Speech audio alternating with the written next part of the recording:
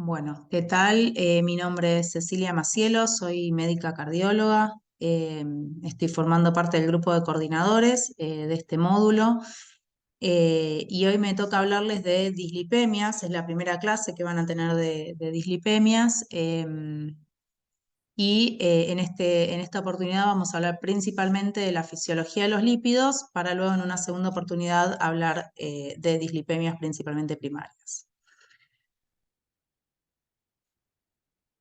Cuando hablamos de lipoproteínas, estamos hablando de complejos que están formados por lípidos y proteínas, en este caso son apolipoproteínas, y cuya función principal es transportar los líquidos en un medio acuoso, que en este caso es la sangre.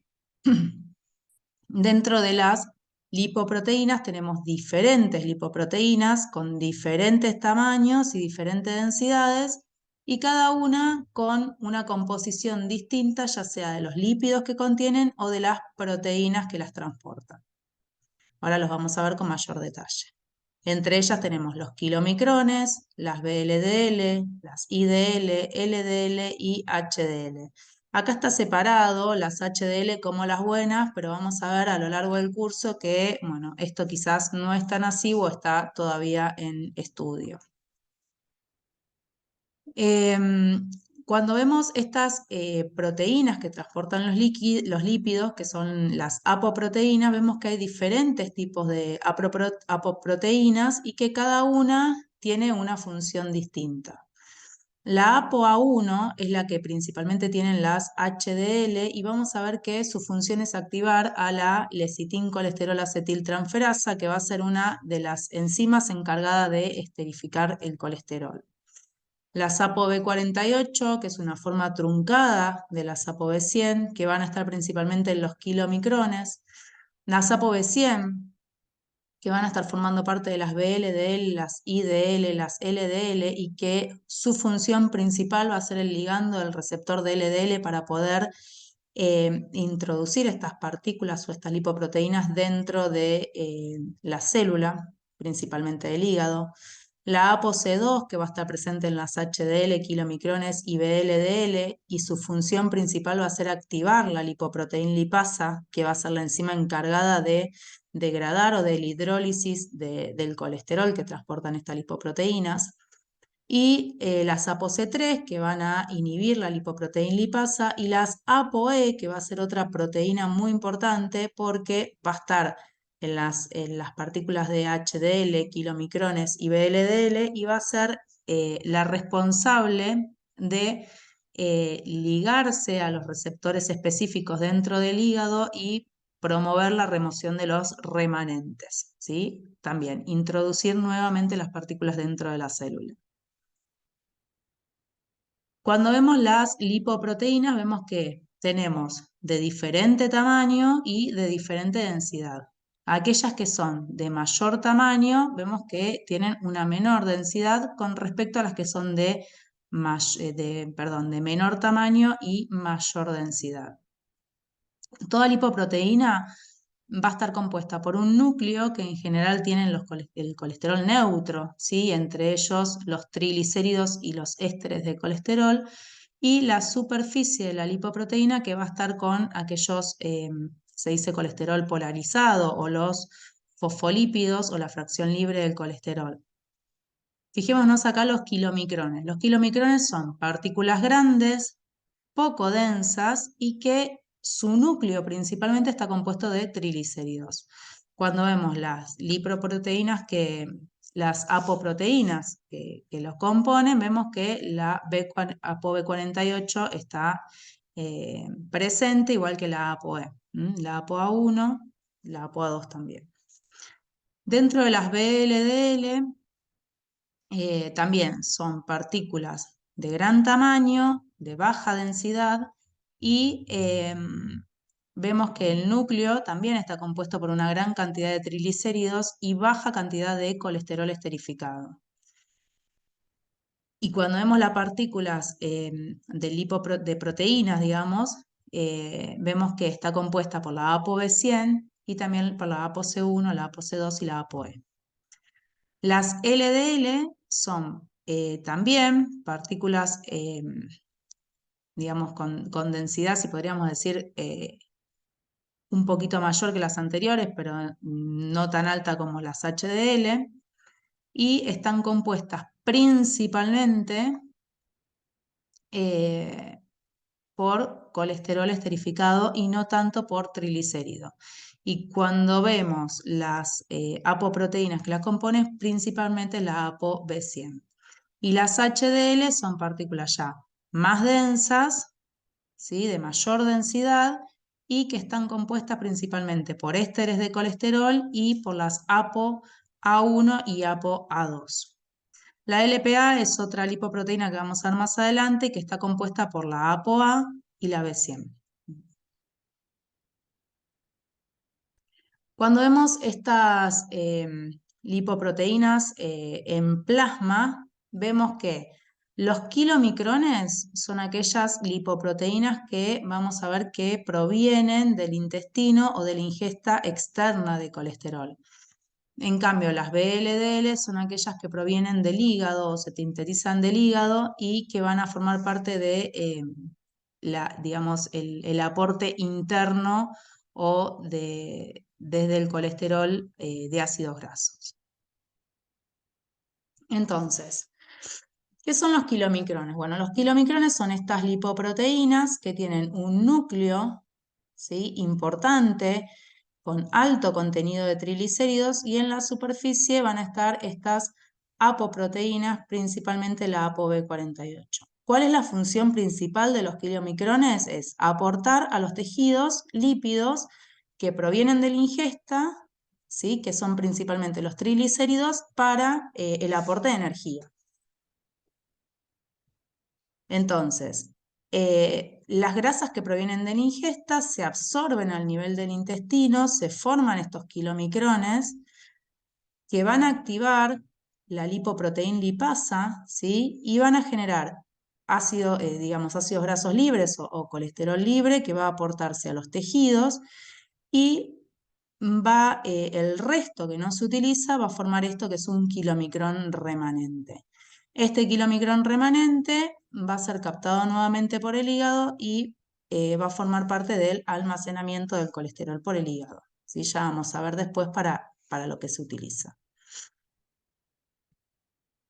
¿Qué son las VLDL? Bueno, estas lipoproteínas son partículas grandes también, son poco densas y también tienen alto contenido de triglicérido, pero estas VLDL no provienen de la dieta, sino que provienen de la síntesis interna en el hígado. Y a diferencia de los triglicéridos, estas partículas o lipoproteínas tienen como apolipoproteína la ApoB100. Entonces, el principal estímulo para su síntesis es la captación y catabolismo del kilomicrón residual que traía el colesterol de la dieta y se sintetizan en el hígado. ¿Cuál es la principal función de estas lipoproteínas? Lo mismo que los kilomicrones. Estas lipoproteínas van a ir a la sangre, se van a hidrolizar y van a aportar ácidos grasos a los tejidos para la utilización digamos, para energía, ¿no? Entonces, acá vemos el metabolismo de las VLDL. Estas VLDL se sintetizan en el hígado, van a salir a la sangre por acción de la lipoproteína lipasa, que dijimos que era estimulada por la ApoC2, van a generar ácidos grasos libres que van a ir hacia los tejidos extrahepáticos y van a generar estas moléculas intermedias, que son las IDL.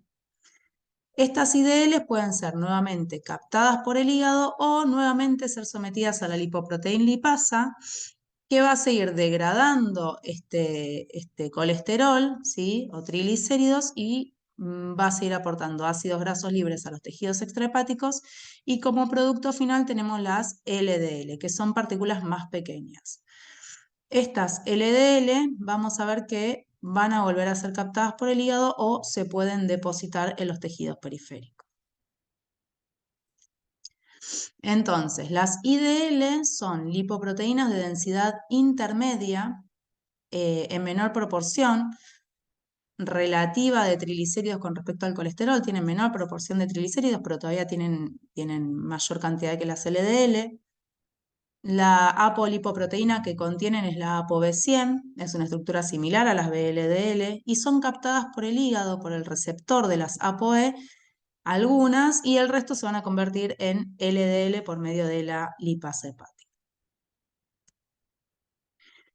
Entonces, para resumir, a lo que vimos hasta acá, tenemos las grasas que provienen de la dieta, que se absorben en el intestino como los kilomicrones, y estos kilomicrones van a ser degradados por la lipoproteína lipasa, ¿sí? Y van a aportar ácidos grasos libres tanto al tejido adiposo como al músculo. El resto de esto va a formar los kilomicrones remanentes que van a ser captados por el hígado por el receptor específico de las LDL. Ahora, este colesterol que ingresa por medio de los kilomicrones remanentes puede almacenarse en el hígado y luego ser utilizado para sintetizar, o sea, como reserva para luego ser utilizado para sintetizar VLDL. Estas VLDL sintetizadas en el hígado van a salir a la sangre y van a cumplir la misma función. Van a ser hidrolizadas por la lipoproteína lipasa, ¿sí? Aportando ácidos grasos al tejido adiposo y al músculo esquelético, formando metabolismos intermedios, VLDL más pequeñas y DL, ¿sí? Para luego el producto final ser las LDL. Estas LDL pueden ser nuevamente captadas en el hígado o depositarse en caso de exceso en las paredes de los tejidos. Y esto lo que les quiero mostrar acá es que a medida que las partículas van disminuyendo su tamaño, son más propensas o son capaces de atravesar la pared arterial y depositarse, ¿sí? E ir a formar esto que sabemos que es la placa de aterosclerosis, ¿sí? Ser captada por los monocitos y macrófagos y acumularse y formar la placa de aterosclerosis. Entonces, las LDL son proteínas de baja densidad, tienen ésteres de colesterol, ya no tienen tanto triglicérido, y la principal apolipoproteína es la ApoB100. ¿Cuál es la función? Bueno, la función es el transporte del colesterol a los tejidos periféricos y al hígado. ¿Y cómo ingresan al hígado estas partículas? Bueno, por medio de un receptor específico que es el receptor de las LDL. Este receptor de LDL se encuentra en el hígado, ¿sí? Y una vez que la partícula de LDL por medio de la ApoB100 se une al receptor, es endocitada, ¿sí? Una vez que esta partícula se produce la endocitosis de la partícula mediada por receptor, aparecen las enzimas lisosómicas y van a degradar el colesterol, que puede ser, no se puede acumular como ácidos grasos libres, sino que tiene que transformarse en ésteres de colesterol que van a ir a depósito, puede utilizarse para la síntesis de membrana también, pero lo importante es que el receptor que se endocitó junto con la partícula se va a reciclar y va a aparecer nuevamente en la membrana. Y esto es importante porque cuanto más receptores tengamos en la membrana, más partículas de LDL se van a unir, se van a endocitar y menos LDL libre vamos a tener en sangre. Y algo importante es que este receptor de LDL, cuando se une a una enzima que es la PCSK9, se genera una señal para que este receptor se endocite y se destruya, ¿sí? Entonces, si este receptor se une a esta proteína, este receptor es destruido. Si nosotros inhibimos esta proteína, inhibimos la destrucción del receptor y tenemos más receptores en la superficie para endocitar más LDL. Y otra forma, o sea, acá tenemos una forma de almacenamiento del colesterol digamos que tenemos en sangre. Pero otra forma de obtener colesterol para la síntesis, por ejemplo, de VLDL, para el aporte digamos, de ácidos grasos a los tejidos es la síntesis de colesterol, ¿sí? Que está mediada por la HMG-CoA reductasa, ¿sí? Que conocemos muy bien que inhibiéndola, inhibimos la síntesis de colesterol y podemos disminuir la cantidad de colesterol en sangre. Si nosotros inhibimos la síntesis de colesterol, esto indirectamente es un estímulo para que captemos más desde la periferia, ¿sí? O sea, si nosotros inhibimos una vía, significa que necesitamos captar más de la periferia para poder mantener el aporte de energía a los tejidos. Bueno, y vamos a hablar un poquito de las HDL. Las HDL son partículas pequeñas pero muy heterogéneas. Están formadas por un núcleo con gran cantidad de ésteres de colesterol y apoproteínas, que son la ApoA, la ApoE y la ApoC3. Tienen alta densidad, alto contenido de ésteres de colesterol y su síntesis depende en parte del catabolismo de las partículas ricas en triglicéridos y de la síntesis de la ApoA1, que es la que principalmente predomina en este tipo de lipoproteínas. ¿Por qué pongo esto de que depende del catabolismo de las partículas ricas en triglicéridos? Porque cuando los kilomicrones y las VLDL se degradan, dejan partículas que van a formar parte de las HDL posteriormente, ¿sí? ¿Y cómo es?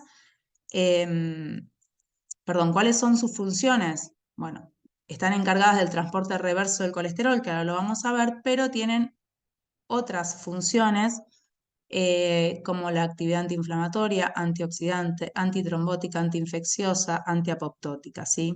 Que lo van a ver mejor en la clase de HDL. Entonces, ¿cómo es el metabolismo de las HDL? Bueno, en primer lugar, los tejidos no pueden degradar el colesterol que se acumula, ¿sí? Entonces, ¿qué pasa? El colesterol que se acumula en los tejidos se acumula en los macrófagos. Entonces, estos macrófagos presentes, por ejemplo, en la pared arterial, van a ser los que aporten la fracción de colesterol libre, ¿sí?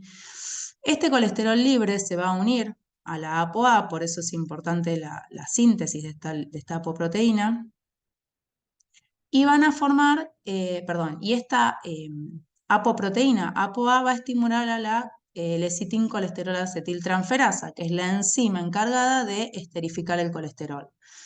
Entonces, una vez que este colesterol es esterificado y que tiene esta apoproteína, se forman las HDL. Esta HDL ya está, digamos, apta, para decirlo así, cambia su estructura, digamos, pasa a ser de una molécula plana a una molécula más esférica y es captada por el hígado. Para reservorio de colesterol y además ¿para qué? Porque el hígado va a ser el encargado de sintetizar los ácidos grasos, los ácidos biliares, ¿sí? Entonces, para resumir, el macrófago va a ser el que, o sea, las HDL van a retirar de los tejidos por medio de los macrófagos el colesterol, por medio de la lecitin-colesterol acetiltransferasa, ese colesterol se va a transformar en ésteres de colesterol y va a ser nuevamente captado por el hígado. Bueno, acá otro resumen que más o menos lo mismo, esto es como el ciclo muy resumido, ¿sí? Del hígado y del intestino aparecen las moléculas grandes que luego se transforman en LDL, con ApoB100, que van a ser las encargadas del aporte de ácidos grasos a los tejidos. Las LDL pequeñas pueden transportarse a través de la pared arterial y depositarse en los vasos, en los macrófagos, y la encargada de retirar este colesterol desde los macrófagos es la HDL para luego llevarla nuevamente al hígado. Y la última lipoproteína que vamos a ver, y no por eso menos importante, es la lipoproteína A. La lipoproteína A es la única definida por la presencia de su apoproteína específica, que es la ApoA, que se va a unir por puentes disulfuros a la ApoB100, o sea que también va a tener ApoB100. La concentración de esta lipoproteína va a estar determinada en forma hereditaria, ¿sí? No tiene otra forma, sino que es de forma genética y hereditaria. Y se vio que la elevación de esta lipoproteína se correlaciona de forma directa con riesgo de aterotrombosis, aterosclerosis, infarto, estenosis aórtica, insuficiencia cardíaca, ACV y aumento de la mortalidad. Por eso se recomienda medirla una vez en la vida, aunque sea de las personas, el nivel de lipoproteína. Y para terminar y resumiendo, les hago un esquema muy simple para entender el ciclo del colesterol, más que nada todo lo que hablamos hasta ahora. Vemos que el aporte externo de colesterol proviene de los kilomicrones, ¿sí? Que se van a degradar por la lipoproteína, lipoproteína lipasa, generando kilomicrones residuales o remanentes que van a ser captados por el hígado y por otro lado, la síntesis hepática de colesterol va a transportarse por las VLDL, que también se van a degradar por la lipoproteína lipasa, generando VLDL residuales o IDL y LDL que pueden depositarse en los tejidos extrahepáticos. La encargada de retirar digamos, el colesterol de los tejidos extrahepáticos es la HDL, que nuevamente, luego de esterificar el colesterol, va a ser captada por el hígado para aporte de colesterol como depósito en el hígado. Bueno, muchas gracias. Cualquier duda, lo que sea, me pueden escribir y si no me contactan y estoy a su disposición. Muchas gracias.